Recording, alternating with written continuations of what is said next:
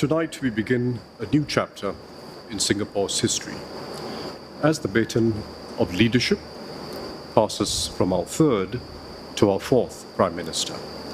I speak for all Singaporeans in thanking Mr. Lee Hsien Loong for a life dedicated to the service of our country and his exceptional leadership as Prime Minister over the last 20 years. In 2004, when Mr. Lee was sworn in, he promised to be a Prime Minister for all Singaporeans and to leave no one behind. He delivered on this promise. Today, Singapore has a transformed economy with good jobs in every sector and substantially higher real incomes across the workforce. We have a more inclusive society, from assuring every child a good start in life to affording our seniors greater peace of mind. Income inequality has eased, and community contributions to uplift every group with disadvantage have expanded significantly alongside the governance.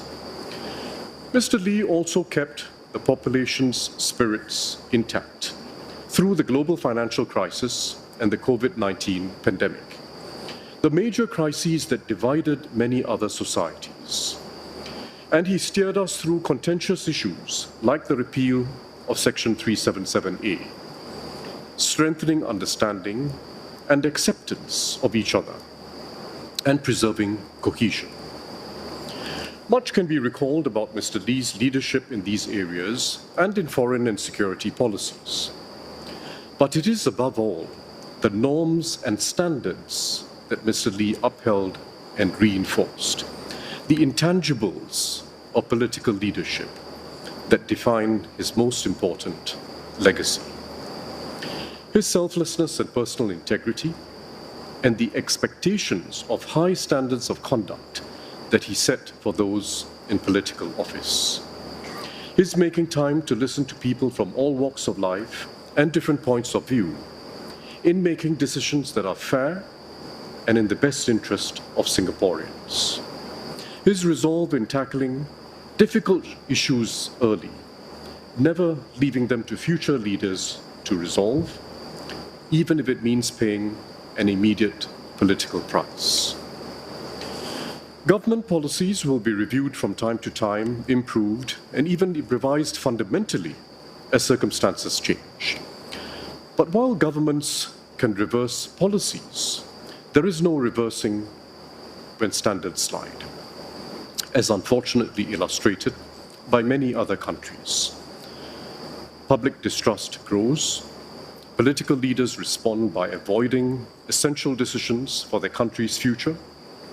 Those who enter politics lack conviction, and the downward spiral continues.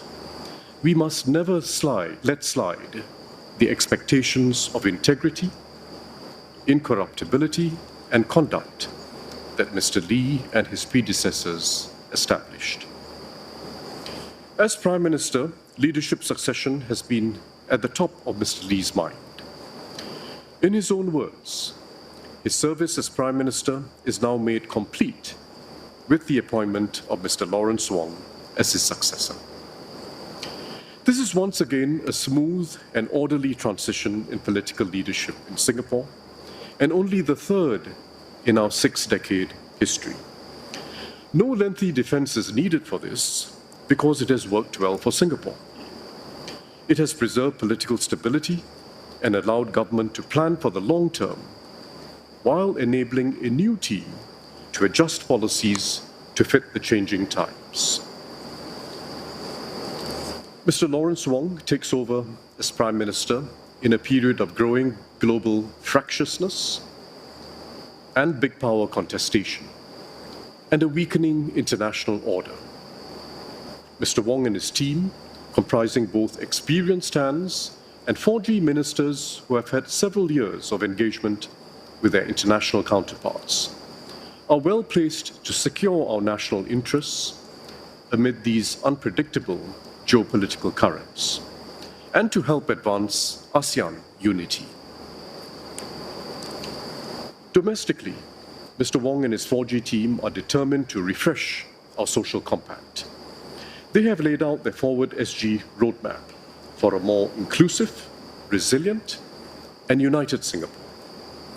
They will have to find creative ways to deepen our connections as fellow Singaporeans, as our society continues to evolve and people have more diverse views and interests.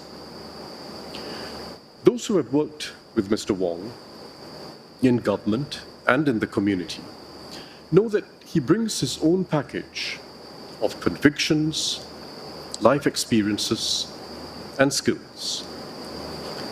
He is first and foremost someone who listens, as he did in the Forward Singapore exercise. He has played a key role in shaping our economic, fiscal, and social policies. He has worked with the labour movement to advance the interests of workers. As co-chair of the COVID-19 task force, he was calm and decisive under pressure. And on the global stage, he holds its own with international leaders. I have full confidence in Mr. Lawrence Wong's ability to lead Singapore as we venture into uncharted waters internationally and to rally Singaporeans from all walks of life to create the next chapter of the Singapore story together. He will be his own person, with his own approach to building consensus and finding the best way forward for the country. And he will no doubt do so to his own rhythm and beat. As President, I'm committed to working with the Prime Minister and his government. Mr. Lee and I embarked on a constructive and harmonious relationship since I took office as President 8 months ago. We met regularly and had candid private discussions on key developments, plans, and the international challenges Singapore faces. We have had a shared understanding of our respective roles and responsibilities in Singapore's system of governance. I look forward to maintaining this close and productive relationship with Mr. Wong.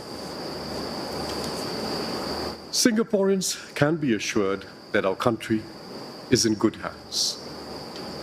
Mr. Lawrence Wong and his team will build on the strong foundations laid by previous prime ministers and governments and keep our little red dot shining ever more brightly.